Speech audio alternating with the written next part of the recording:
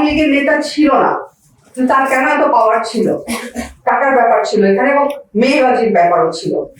ওদেরকে মেয়ে সাপ্লাই দেওয়া থেকে শুরু করে এবং টাকার ব্যাপারটাই বেশি ছিল। যে কোনো একজন সাংবাদিক আমার কোনো ইন্টারভিউ নেবে, আমাকে ফোন দিয়েছে, সেই ফোনের জের ধরে ওই টর্চারটা আমাকে হতে হয়েছে। সাংবাদিক কিন্তু জানে না যে আমার খবর দিয়ে তখন ঠিক আছে, এই আমাকে তখন গায়ে হাত তোলা থেকে শুরু করে আর মেন্টাল টর্চারের কথা বলাই বাহুল্য, এটা আমি আর কি বলবো।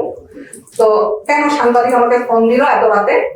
সাংবাদিকের সাথে কোনো যোগাযোগ করা যাবে না, কোনো মিডিয়া পার্সনের সাথে কোনো যোগাযোগ করা যাবে না। আকাশ থেকে বলি, যে মানুষটা আমি এতদিন ধরে আমি অভিনয় করে যাচ্ছি, আমি কাজ করে যাচ্ছি, আমি ইন্ডিপেন্ডেন্ট একজন মানুষ, হঠাৎ করে আমাকে যদি এরকম করে কেউ বন্দি করতে চায়, তো আমার উপর দিয়ে আসলে কি যাওয়ার কথা সেটা আপনারা হয়তো রিয়েলাইজ করতে পারবেন।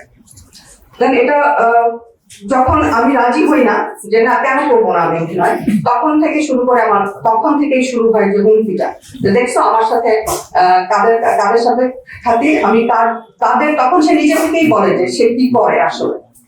সে হুমকি দিতে যেই সে নিজের কথা নিজে বলে দেয় যে ওই স্বরাষ্ট্রমন্ত্রীর টাকা পাচার করে, সে ওই ফজলে রাব্বি ছিল ডেপুটি স্পিকার, তার সাথে খুব ভালো সম্পর্ক, আরো যারা শাহজাহান খান, রাজা খান যেসব মন্ত্রী ছিল তাদের সাথে তার কি সম্পর্ক এবং টাকা পাচার করতো।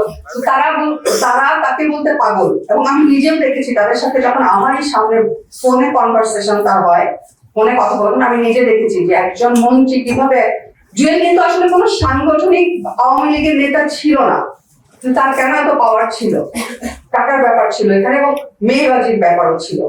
ওদেরকে মেয়ে সাপ্লাই দেওয়া থেকে শুরু করে এবং টাকার ব্যাপারটাই বেশি ছিল। মেয়ে হয়তো কম নিত, কিন্তু আমি যতটুকু দেখেছি আমার নিজের চোখে এবং আমি রিয়েলাইজ করেছি আমার জীবন দিয়ে যে ওদের টাকা কিভাবে জুয়েল পাচার করতো বাংলাদেশ থেকে।